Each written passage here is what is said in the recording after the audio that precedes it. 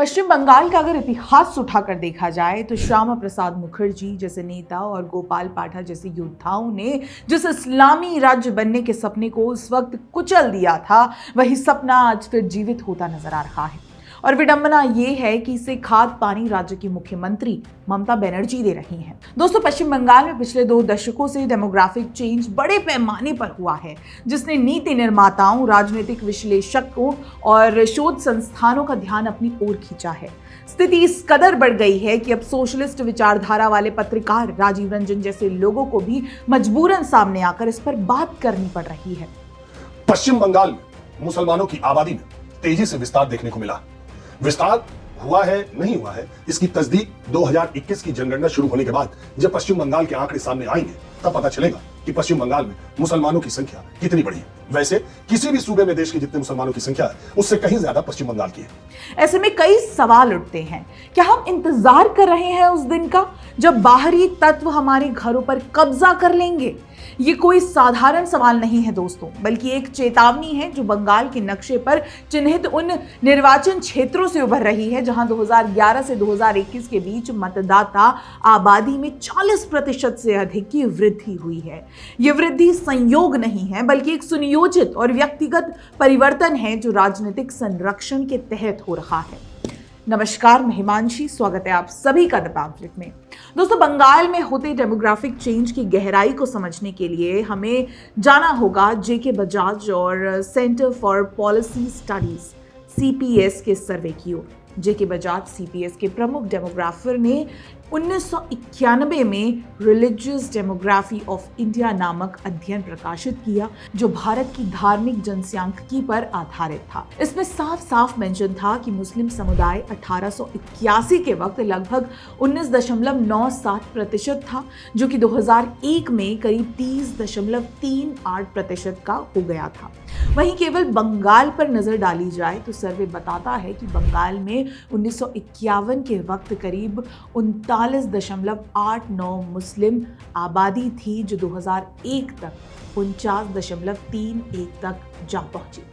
बजाज ने चेतावनी दी थी कि मुस्लिम आबादी की वृद्धि दर हिंदुओं से 36 से 49% ज्यादा है, जो राज्य को असंतुलित कर सकती है। CPS के 2011 सेंसस विश्लेषण में बजाज ने पाया कि बंगाल में मुस्लिमों की दशकीय वृद्धि 2001 से 2011 में 21.8% रही, जबकि हिंदुओं की 10.8% तक। कुल मिलाकर 1951 से 2011 तक मुस्लिम शेयर 7.15% बढ़ा है। बजाज के अनुसार ये वृद्धि सिर्फ जन्म दर से नहीं बल्कि बांग्लादेश से घुसपैठ से भी जुड़ी है। CPS रिपोर्ट कहती है बंगाल के सीमा जिलों में मुस्लिम शेयर 15% पॉइंट्स बढ़ा है, जो सिलीगुड़ी कॉरिडोर यानी चिकन नेक की रणनीतिक कमजोरी पैदा कर रहा है। दोस्तों, यहाँ पर्टिकुलर बंगाल को लेकर मैं इसलिए बात कर रही हूँ क्योंकि राज्य में जल्द ही चुनाव होने को हैं और SIR बंगाल में जारी है, जिसके चलते राज्य से डेमोग्राफिक चेंज की तस्वीर साफ साफ झलक रही है। क्योंकि मुख्यमंत्री ममता बनर्जी का एक बड़ा वोट बैंक जो है यानी मुस्लिम बांग्लादेशी घुसपैठिए वापस अपने मुल्क जाने को मजबूर है। अब मैं आपको क्षेत्रों के हिसाब से डेमोग्राफिक चेंज की तस्वीर दिखाती हूँ। पश्चिम बंगाल की विधानसभा में कुल 294 सीटें हैं और इनमें से 46 ऐसी हैं जहां चुनाव आयोग के डेटा अनुसार 2011 से 2021 के दौर में मतदाता संख्या में 40% से अधिक की बढ़ोतरी हुई है, जो कि स्पेशल इंटेंसिव रिवीजन SIR के माध्यम से सामने आया है।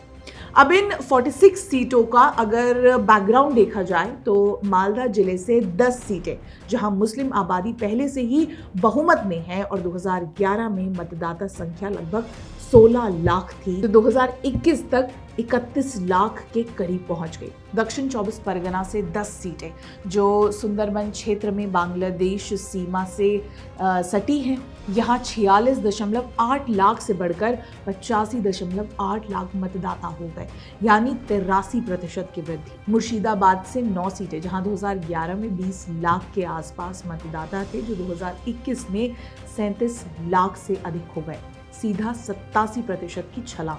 उत्तर दिनाजपुर से 7 सीटें जो चिकन नेक सिलीगुड़ी कॉरिडोर के निकट है, यहाँ 105% की वृद्धि हुई है।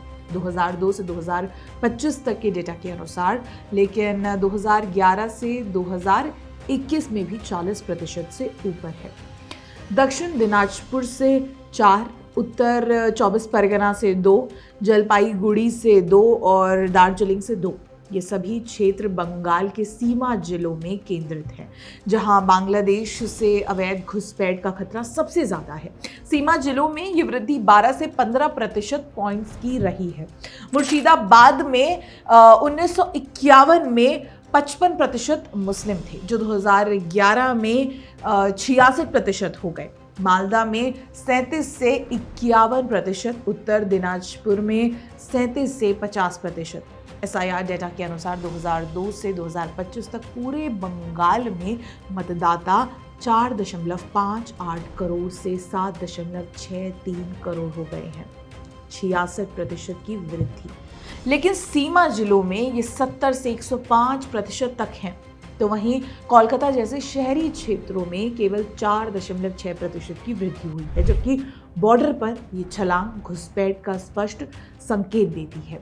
गौर किया जाए तो भारत की औसतन जनसंख्या वृद्धि दर 1.1% वार्षिक है, लेकिन बंगाल के इन जिलों में ये दोगुनी से अधिक है। CPS के अनुसार मुस्लिमों की दशकीय वृद्धि 21.8% रही, जबकि हिंदुओं की 10.8%। दोस्तों, 1971 के युद्ध के बाद लाखों अवैध प्रवासी भारत आए और आज भी 2216 किलोमीटर लंबी सीमा पर केवल 450 किलोमीटर फेंसिंग अधर में लटकी है, क्योंकि राज्य सरकार ने जमीन नहीं दी। इसका सबसे बड़ा कारण ममता बनर्जी के वोट बैंक का कोर है, जो कि मुस्लिम बांग्लादेशी घुसपैठिए हैं। हाँ, वो बात अलग है कि ममता बनर्जी हमेशा से ही इस बात को नकारती रही हैं और इन्हें देश का नागरिक घोषित करती रही हैं, मगर आंकड़े झूठ नहीं बोलते। ये आंकड़े चीख चीख कर मुस्लिम बांग्लादेशी घुसपैठियों की अवैधता की गवाही दे रहे हैं। दोस्तों, ममता बनर्जी का वोट बैंक इसकी कुंजी है। 27 से 30% मुस्लिम आबादी TMC को 75 से 90% वोट देती है, जो 100 से 110 सीटों पर निर्णायक है। 2021 चुनाव में बिना इन सीटों के TMC का वोट शेयर 30% भी न छूटा। ममता बनर्जी ने इमाम भत्ता 60,000 इमामों को 2500 रुपए मासिक, मदरसा छात्राओं को साइकिल, मुस्लिम OBC आरक्षण, 77 समुदाय जोड़े, उर्दू को दूसरी भाषा भी घोषित किया। ऐसे में क्या अब भी कोई शक बचता है?